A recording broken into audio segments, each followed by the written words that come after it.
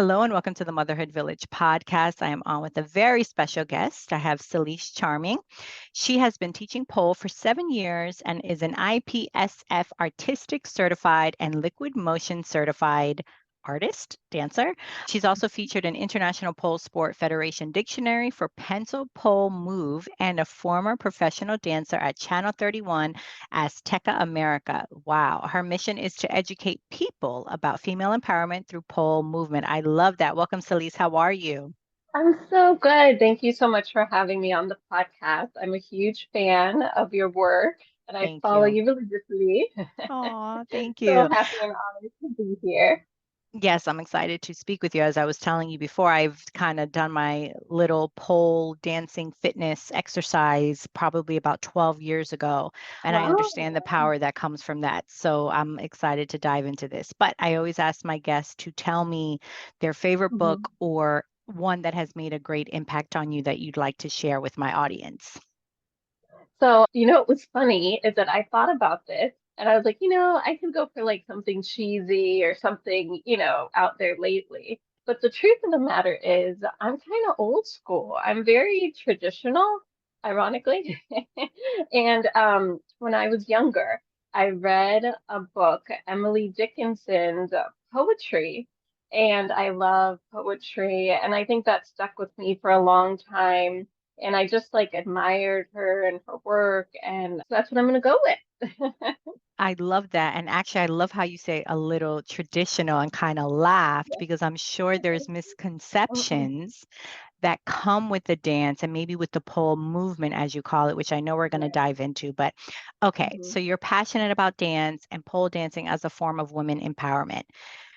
How Hmm. do you see the perception of pole dancing evolving and I guess evolved over the years and maybe even from when I started, like I said, I kind of dibbled and dabbled into, I think I found a group on like 12 years ago, and particularly in its terms of recognition as a legitimate sport and form of fitness. I want to ask you that first before kind of diving Hmm. into how you got into it, because I want you to explain kind of where you've seen it from basically the evolution of it all until today.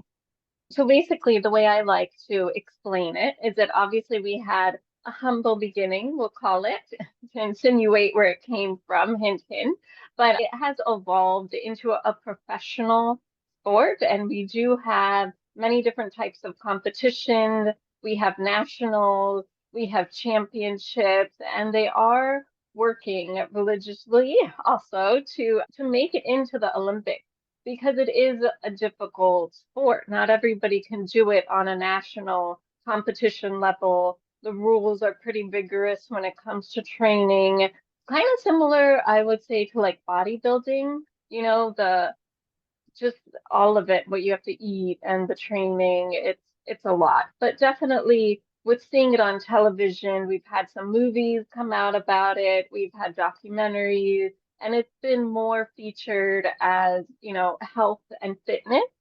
And so I definitely think society's starting to see it as a legitimate sport and a legitimate way to exercise besides the gym, because people get bored of the gym. And let me tell you, when I did it, I remember the amount of strength that's needed. I mean, think about it, the type of moves that are done, in whatever aspect we think of it, when we think of pole movement, pole dancing, like you have to hold your body strength. So it Right. makes you stronger. I remember being bruised and being like, wow, this is difficult. So I love that we've come so far in that regard. But do you think there are some misconceptions that come from it? Or that people still have with it? Is there a stigma with it? And then I want you to talk about how you actively got involved with making this as you have Girl Next Door Fitness and your business and becoming such an advocate for it as a sport and as a way for women to feel empowered. Yes, well, ironically, I feel like America is in a different place than other countries. And the reason that I say that is because I do have an online competition called the Pole Circuit. And so I do deal with like Australia and Thailand. I'm not going to get too into the other countries, but I can see the way that pole is viewed in other areas of the world versus in America. So yes, in America, I feel like we're still kind of a baby niche. It's growing. It is a bit taboo. People don't fully understand it. sometimes, you'll get people being like, oh, does this have to do with a strip club? Or, are you trying to learn this for your man? And ironically, if you're to speak to any person who does this for a living or a business owner as an instructor, 90% will say they do not dance for their significant other. I know, I know. People listening are like, she's lying. I am not, because we do this, for ourselves. It's for us in order to feel better about ourselves, for, weight loss, for the community. It has really nothing to do with dancing at a club or dancing for a significant other. And so I think once you kind of eliminate that taboo and you see it for what we're trying to do it, which is for exercise and health and fitness, then people start to understand, oh, okay, so it is kind of like going to the gym. You're getting the workout, you're burning the calories in a different form. Yeah. And then I think it's almost like it does help your relationship because we all know, especially when we're talking, I brought in a sex therapist to my community of moms, and I was like, yeah, we can make it fun at the end, but I really want to discuss like low libido and what happens after you have kids and our bodies change. And truthfully, the sex therapist says when you're talking about intimacy with your partner, when you're talking about sex, it starts with from our mind. So if we don't feel But sexy, if we're tired, if we're stressed, we're not going to want to reconnect with our partner. So to your point, having a class like this, yes, you're getting the health benefits, but it's also making you empowered to feel sexy for your own self to then, I'm sure, rebuild the intimacy or rebuild a connection with your partner. I'm sure there's like a two-form aspect with that. yeah, I think what you're talking about is kind of like the aspect where pole dancing destigmatizes the taboo of female sexuality being like a no-no or like untalked Correct. about. Because we encourage women to find their voice and say what they want. And that does help, obviously, in the bedroom because then, they can guide their partner to have a better experience all around. And definitely the confidence, like you're saying, helps for sure. Yeah, it helps. It helps you rebuild that intimacy, especially if you have children and maybe you've lost it along the way because of weight gain or, again, the low libido, and you just are, what do I want to do? But as a sex therapist says, and anything like that, it comes from the mind. We have to feel it. We have to want to feel it and believe it in ourselves. So now to you. So what inspired you to get to this form of fitness and to be on this path to empower women to be empowered in this way? Well, so I was born and raised in Florida, just a quick a quick background. I was born and raised in Florida, and then I moved to California for college, and that's where I was dancing professionally on TV as a background dancer. And then when I moved back, around the corner from where I lived, there was a little studio, and I kept passing it, pole dance studio. And one day I decided to just go there, right? So fast forward, I get pregnant with my son, who's 8. He's turning 8 in a week. Anyways, I get pregnant with my son, and it's a struggle to lose the weight. It's not easy, and you don't feel like yourself. I was nursing, so having a baby stuck to to you, it's kind of hard to feel like your body is your own. And so I decided to do pole dancing, and I shredded the weight pretty fast. 6 months, I was pretty much almost at my goal. And the community too, the girls were so supportive, and it definitely became a sisterhood. You feel good about yourself. And I think something that people also need to keep in mind is that when we move our bodies through any form of dance, it doesn't have to be pole dance, you release, like negativity and stress, and you do leave feeling better than you came in. And I was just so drawn to it, addicted to it, and I haven't looked back ever since. I love it. And then what inspired you to want to make it a business, right? Like well, you said you were a professional. I said you were a professional dancer beforehand, but what decided to say, okay, you know what? Like I want to make this a thing. Like I want to really have, because there's a difference of having it as a hobby. I love my gym, but it doesn't mean that I want to be, a gym instructor. So like, what was it that said, okay, let me go onto this path? Like, what was it about it that pushed you forward to take that leap and say, this is the direction I wanted to go? So with the pandemic, I found myself doing a lot of virtual competitions. So I got into pole dancing competitions online and I won first place and I ended up doing five of them. But to the point is I created a virtual competition called the Pole Circuit. So I'm the ringleader and the circus. And I wanted to create a platform where everybody could compete on one competition. So for those who aren't familiar, just to kind of give you a quick idea, most pole competitions are categorized. So you have like the disabled people are parapole, and then you have, the older people are senior or whatnot for, to give you terms. And I wanted a competition where everybody kind of competed on skill level, not really, if you were disabled or how old you are or whatnot, and also to kind of bring everybody together around the world. So fast forward, I make enough money and it's successful for me to save up to open a dance studio in Boca Raton called Girl Next Door Fitness. And I've always wanted to have a studio because I've always wanted a place where you could go and not be judged and feel like family. And people will support each other. And that's really what I'm all about. So that's why I opened the business to kind of spread the female empowerment joy. I love that. And as a certified instructor with a background in professional dance, how do you adapt? Because you mentioned that there's different, I guess, categories. So how do you adapt, or do you adapt maybe pole dancing for individuals with disabilities at Girl Next Door Fitness? Like maybe talk about some of the stuff that you offer there.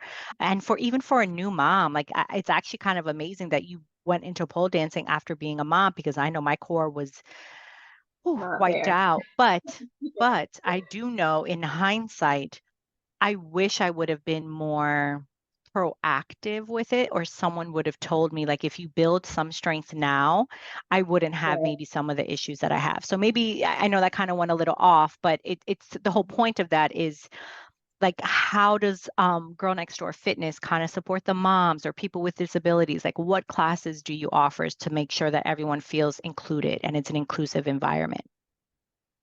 Right. So we have different instructors, obviously, but all of our instructors are certified and go through a vigorous training. And on my staff, my manager is actually a physical therapist assistant. So we're very qualified in what we do.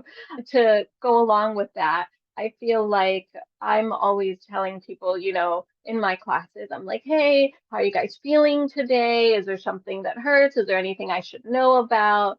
Because as instructors, we need to be adaptable. If we had hopes to do, I don't know, leg exercises, but then we have a student who hurt their knee, we need to do arms instead. So things like that. I feel like anybody with disabilities or any new moms or anyone in general, sometimes we wake up with a bad back for no reason.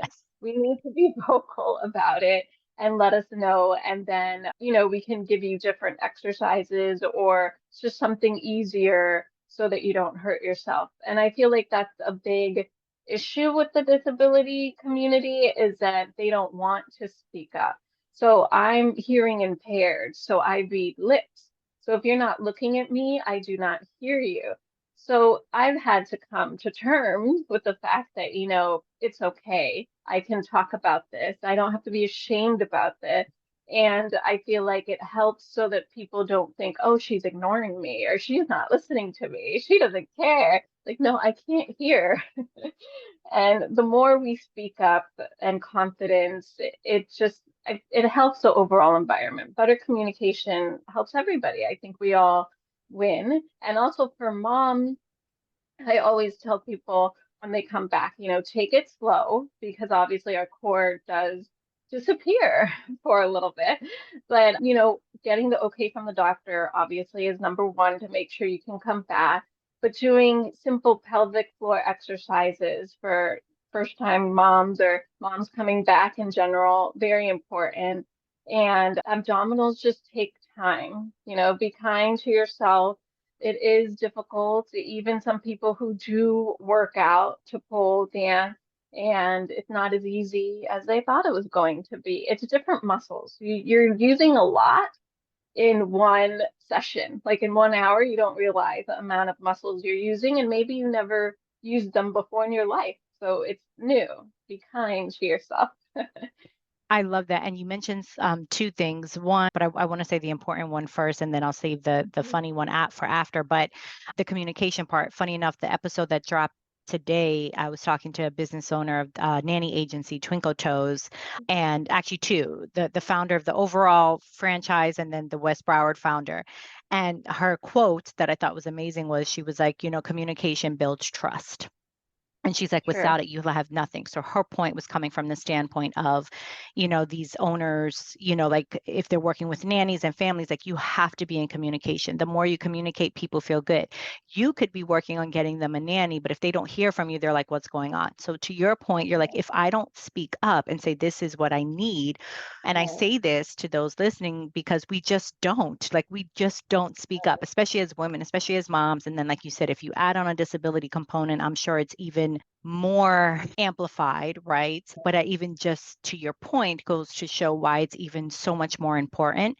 But a small little way of just saying, hey, this is what's going on with me, or this is what happened, can go a long way. It like eliminates so much pressure and just has people understand each other better, and then builds the trust, which then builds a real, and it's a domino effect. Yeah, and I think creating an environment where people feel that they can communicate, they can speak up is important, because there's many places in the world that we go to and maybe we feel like, oh, they're not going to listen, or oh, they're not going to care. So I really wanted to open a studio and have a place where we could all just be ourselves, and whatever that may look like, you're welcomed and we will make it work for everybody. And there's always a way to make it work.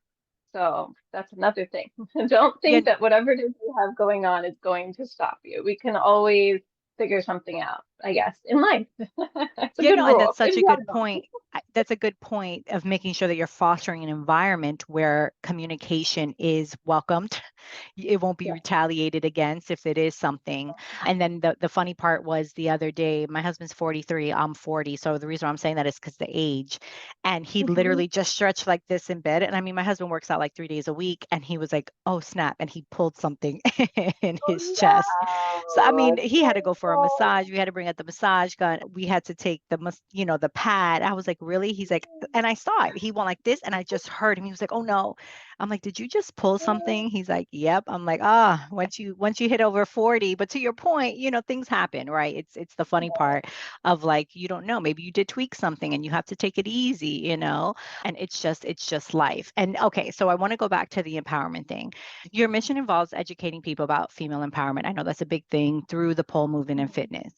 Could you Mhm. maybe share whether it's a personal anecdote for yourself or maybe even someone from your studio now that you've been doing this, for some time, where Mhm. you've witnessed pole dancing that has really impacted a woman's confidence or self-esteem and how it's really helped them, and or even yourself? Like maybe share some success stories of like maybe someone coming in being shy and be like, oh no, this is not for me. And they've thrived in it. Like share some of the success stories. So I guess one of the stories that makes me really happy when I think about it is we had a lady come in to the studio, and we'll just say she was a bit overweight, and everything was kind of difficult for her. Everything was difficult for her. Emphasis, yes. And I feel like when you have those challenges, it does kind of hurt, your self-esteem, your confidence, all of it. But we told her it was fine. We were going to work with her. We were going to, take it one day at a time. And she lost so much weight, and she's so strong now. And she just lights up the room when she comes in, and she's so happy to be a part of our community. And she thanks us so much for all the guidance. And it's kind of a complete change of character almost. The person who walked in versus the person who's leaving, the door a couple months later, it's really impacted everything she does, because now that she's happier, it goes on to her kids and her work and her marriage and everything. And it's the reason why, I do this is for those stories like that. But also for me, I feel like after I gave birth, it was very difficult because it was my first time. And I think as a woman, we're very critical of ourselves. And we look at social media, naughty social media, and think, oh, I can snap back, maybe like Kate Middleton, where they like show the baby like 3 days after they're like stick skinny. And I made some mistakes. I tried, not eating for a little bit or not eating as much. I tried fasting and I was like, it's just never gonna happen. And you become cranky and it's just ruins everything.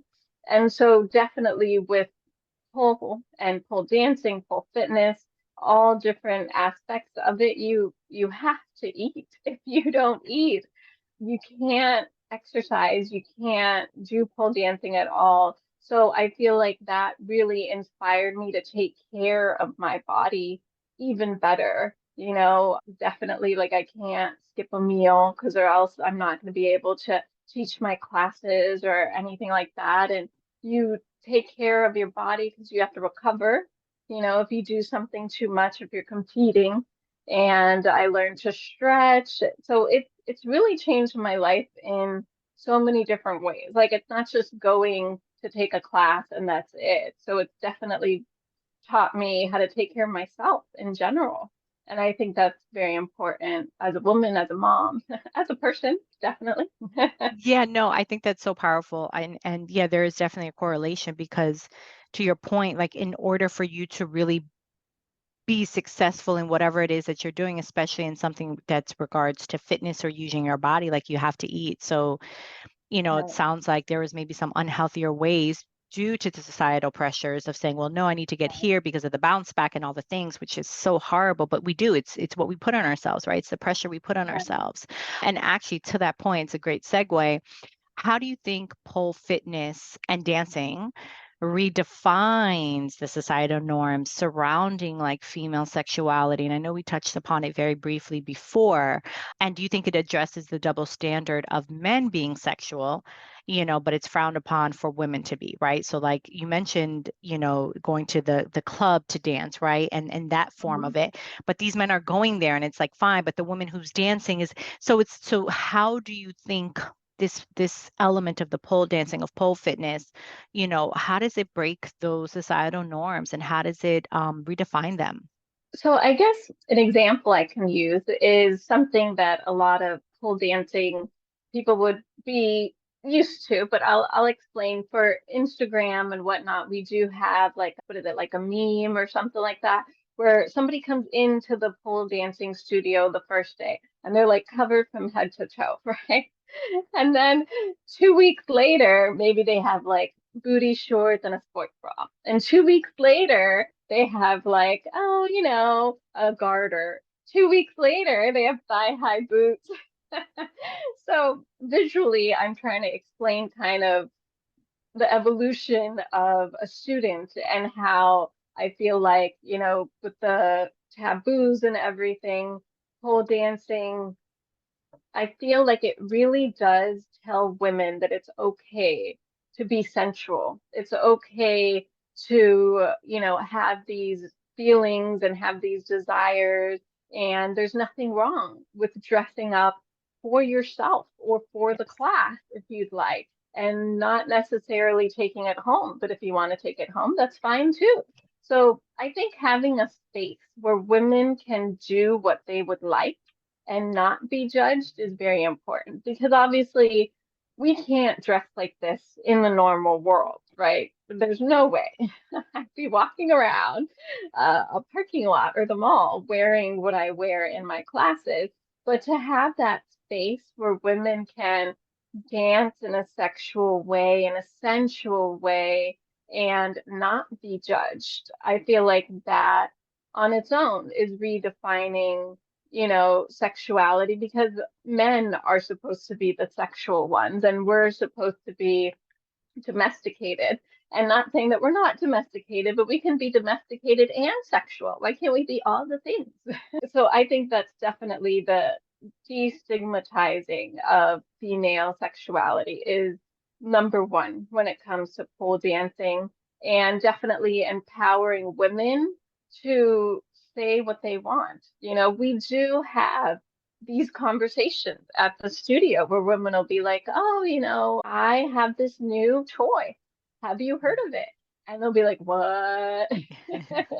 And then maybe we all buy it, or maybe we look into it. But it's not something that you would discuss with your coworkers or your family. So it's definitely a space where women get to be women. And we can even, you know, we've had all kinds of conversations. It's definitely a bit of therapy associated with the pole dancing where, you know, people bring their concerns and they talk about whatever it is they want to talk about. And it's not too weird, not too odd. And I feel like that really helps with the taboos because women deserve to be sexy too. Why not?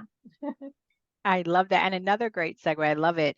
So, what are all the different services and things that can happen at Girl Next Door Fitness? Like, talk about even some of the classes that you offer, parties, I'm sure you do. Mhm. You know, if someone's Yeah. listening to this and they're in the South Florida area, Mhm. like, what can they expect if they go to a class and what kind of classes do you offer? Yeah, so we offer pole dancing classes, and so we call the baby beginner intro to pole.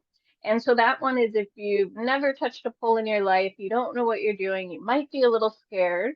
You can definitely take that class. We teach you how to walk, we teach you how to hold it, and then we have our tricks classes. So for people who, so I guess let me explain real quick. We have pole dancing, and then we have pole dance fitness. So they go hand in hand, but they're separated in the sense that pole fitness is strictly like just tricks.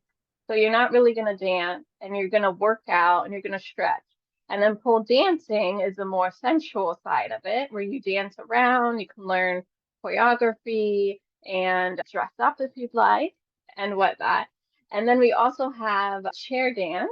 So that's one of my favorites. That's how I started. I Too. started I with chair remember taking that dancing. class. That was one of my favorites too, long time ago. Yeah. So chair dancing doesn't really involve the pole. Sometimes, you know, we could do like one spin or something on it just to kind of add if the students want, but mostly it's chair and you dance around, you wear heels, and it's a really fun class.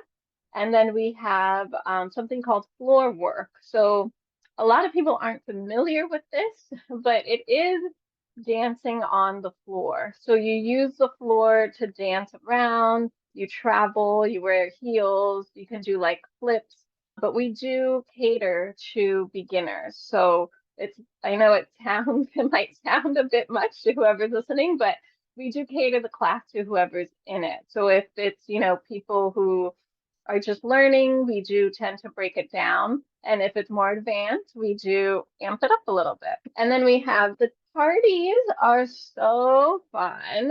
We had recently a Galentine's party. So it was a group of women who get together once a month and they wore red and they had wine and it was just so nice. And for the parties, we do whatever it is you'd like. We offer the dance, the floor, and the pole, and we could do kind of half and half, or if there's a specific song, we can do that as well. And then lastly, we have our private session, which I love private sessions. I feel like people advance specifically because, you know, it's going to be a regiment towards whatever your needs are. So private sessions are definitely also for people who are really shy and maybe they don't want to be in a group class or maybe they want to try it out and they're not sure. And that's it. And then we have like our social events every 2 months that we have to keep the community together and fun. Oh my gosh, I love it. I'm already thinking like how we can collaborate for my mom's because I have my Yes. own membership community and we actually just did a Galentine's.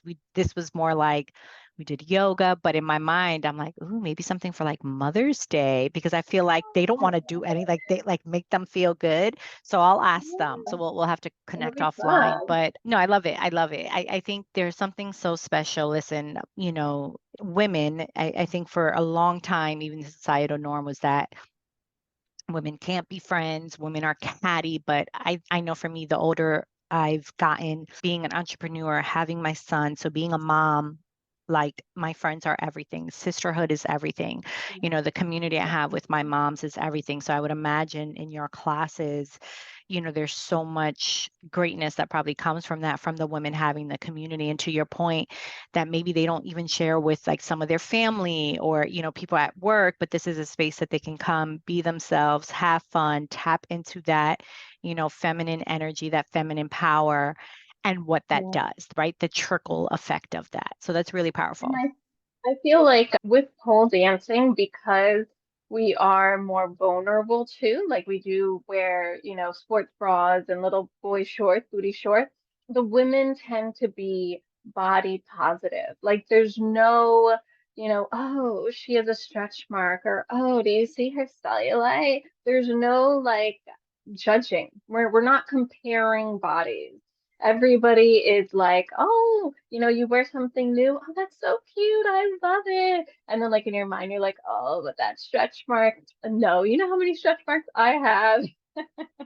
And then it becomes like normal, and I Yeah. feel like that's definitely uplifting one another. And part of the community that has such a huge impact is that we're not catty and judging each other and trying to one up each other. It really is just about supporting each other.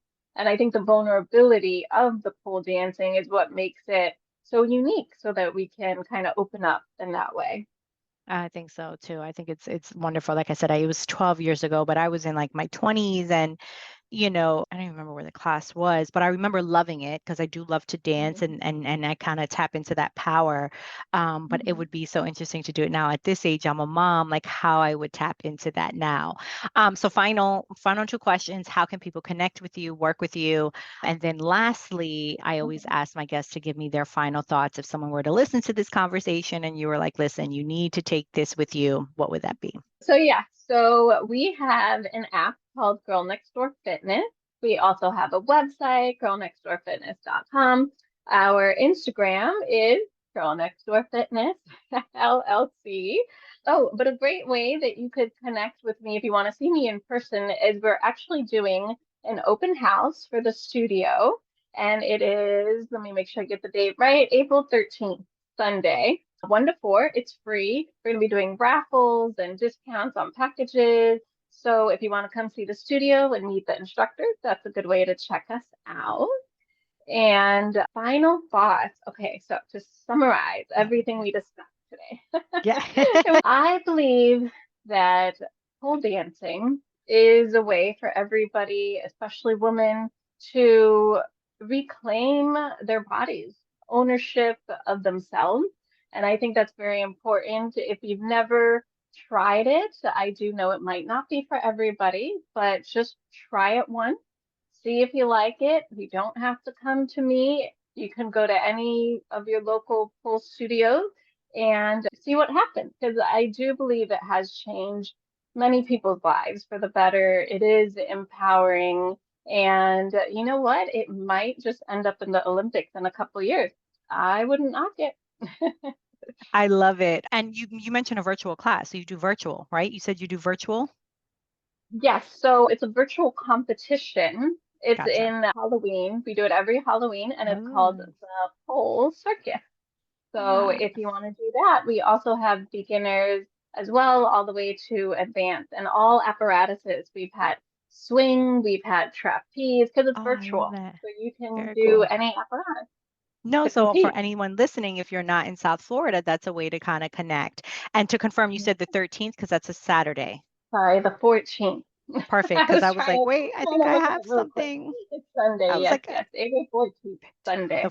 Thank 14th. you for Okay, I'm putting it clarifying. in the calendar. No, that works because I was like, I have something on the 13th, but yay, I could do the 14th.